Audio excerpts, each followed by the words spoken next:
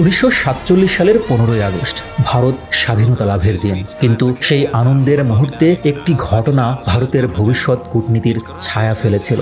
ভারত ও পাকিস্তানের বিভাজনের সময় কাশ্মীর নিয়ে সৃষ্ট বিরোধ এমন একটি কাঁটা যা আজও ভারতের প্রতিবেশী সম্পর্কের ক্ষেত্রে রক্তক্ষরণ ঘটাচ্ছে। এই ঐতিহাসিক ঘটনা শুধু পাকিস্তানের সঙ্গেই নয়, ভারতের অন্য প্রতিবেশী দেশগুলোর সঙ্গে সম্পর্কের জটিলতার একটি প্রতীক। তবে প্রশ্ন হলো, কেন ভারতের কোনো প্রতিবেশীর সঙ্গেই সুসম্পর্ক নেই? এটি কি ঔপনিবেশিক উত্তরাধিকার, ভূ রাজনৈতিক প্রতিযোগিতা, নাকি ভারতের নিজস্ব কূটনৈতিক দুর্বলতার ফল? চলুন তাহলে এই গল্পের গভীরে যায়। ভারতের প্রতিবেশী সম্পর্কের গল্প শুরু হয় ঔপনিবেশিক যুগের শেষে।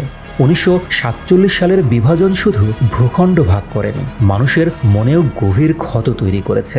পাকিস্তানের সঙ্গে কাশ্মীর নিয়ে বিরোধ, বাংলাদেশের স্বাধীনতা সংগ্রামে ভারতের ভূমিকা, চীনের সঙ্গে 1962 সালের যুদ্ধ, এসব ঘটনা ভারতের প্রতিবেশী সম্পর্কের ভিত্তি করে দিয়েছে।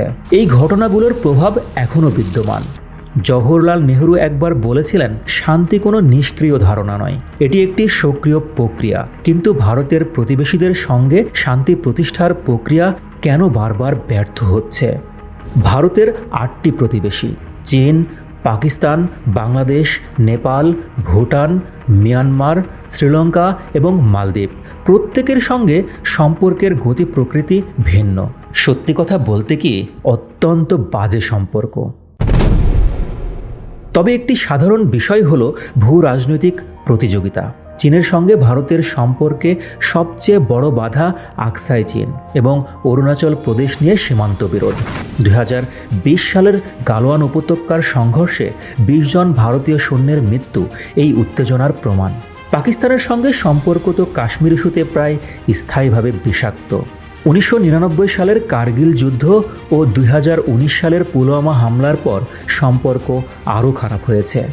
এমনকি ছোট প্রতিবেশীদের সঙ্গেও সমস্যা কম নয়। নেপালের সঙ্গে কালাপানি অঞ্চল নিয়ে বিরোধ, শ্রীলঙ্কার সঙ্গে তামিল ইস্যু এবং মালদ্বীপে চীনের ক্রমবর্ধমান প্রভাব, এসবই ভারতের কূটনৈতিক চ্যালেঞ্জ ও সম্পর্কের অবনতি।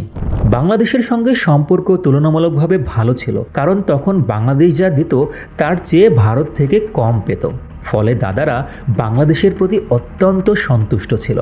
কিন্তু অন্তর্বর্তী সরকার এসে পশ্চাৎ দেশে গদাম দিয়ে এদেশীয় ভারতীয় দোসরদের বের করে দেয়। ফলে ভারতীয় স্বার্থ সংশ্লিষ্ট বিষয়ে আঘাত লাগে। আর এতেই দাদারা পায়ে পড়ে ঝগড়া করার তালে আছে বাংলাদেশে। ফলাফল, বাংলাদেশের সাথেও সম্পর্কের চরম অবনতি।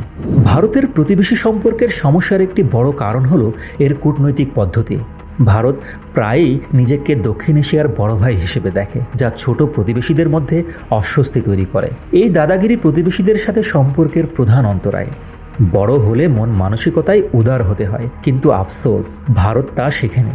উদাহরণস্বরূপ 2015 সালে নেপালের সংবিধান গ্রহণের সময় ভারতের আপত্তি এবং পরোক্ষ অবরোধ নেপালে ভারত বিরোধী মনোভাব জাগিয়েছিল। একইভাবে শ্রীলঙ্কায় তামিলদের প্রতি ভারতের সমর্থন এবং পরে এলটিটির বিরুদ্ধে অবস্থান কূটনৈতিক অস্পষ্টতার উদাহরণ। মালদ্বীপের সাথে টানাপোড়েন, দোকলাম নিয়ে ভুটানের সাথে অস্বস্তি। ভারতের প্রাক্তন পররাষ্ট্র সচিব শিবশঙ্কর মেনন বলেছিলেন, কূটনীতি হলো এমন একটি শিল্প যেখানে আপনি আপনার প্রতিবেশীদের সঙ্গে সম্পর্ক করেন, তাদের ভয় পাওয়ার কারণ না দিয়ে। কিন্তু ভারতের ক্ষেত্রে প্রতিবেশীরা প্রায়ই ভারতের প্রভাবকে আধিপত্য হিসেবে দেখে। এই ধারণা চীনের স্ট্রিং অফ পার্লস কৌশলের মাধ্যমে আরও জটিল হয়েছে, যেখানে চীন ভারতের প্রতিবেশীদের অর্থনৈতিক ও সামরিক সহায়তা দিয়ে প্রভাব বিস্তার করছে। ভারতের প্রতিবেশী সম্পর্কে সমস্যা সমাধানে কূটনৈতিক সংস্কার জরুরি। প্রথমত, ভারতকে বড় ভাই মনোভাব ত্যাগ করে সমতাভিত্তিক সম্পর্ক গড়তে হবে। দ্বিতীয়ত, সার্কের মতো আঞ্চলিক সংগঠনকে আরও কার্যকর করতে হবে। 1985 সালে সার্ক গঠিত হলেও ভারত পাকিস্তান বিরোধের কারণে এটি কার্যকর হয়নি। তৃতীয়ত, চীনের প্রভাব মোকাবিলায় ভারতকে অর্থনৈতিক ও সাংস্কৃতিক কূটনীতি জোরদার করতে হবে। ভারতের প্রাক্তন পররাষ্ট্রমন্ত্রী সুষমা স্বরাজ বলেছিলেন, আমাদের প্রতিবেশী নীতি হলো সবাইকে সঙ্গে নিয়ে চলা, কিন্তু বাস্তবে এই নীতি প্রয়োগে ঘাটতি রয়েছে। ভারতের প্রতিবেশী সম্পর্কের সাফল্য নির্ভর করে পারস্পরিক আস্থা, সহযোগিতা ও সংলাপের ওপর। গল্পের শুরুতেই আমরা কাশ্মীরের কথা বলেছিলাম। এই বিরোধ শুধু পাকিস্তানের সঙ্গে নয়, ভারতের প্রতিবেশী সম্পর্কের একটি রূপক। কাশ্মীর ইস্যু যেমন ঐতিহাসিক, ভূ রাজনৈতিক ও কূটনৈতিক জটিলতায় আবদ্ধ, তেমনি ভারতের প্রতিবেশী সম্পর্ক। তবে সমাধান অসম্ভব নয়। যদি ভারত তার প্রতিবেশীদের সঙ্গে আস্থাভিত্তিক সম্পর্ক গড়তে পারে, তবে কাশ্মীর থেকে শুরু করে দক্ষিণ এশিয়ার শান্তির পথ প্রশস্ত হতে পারে।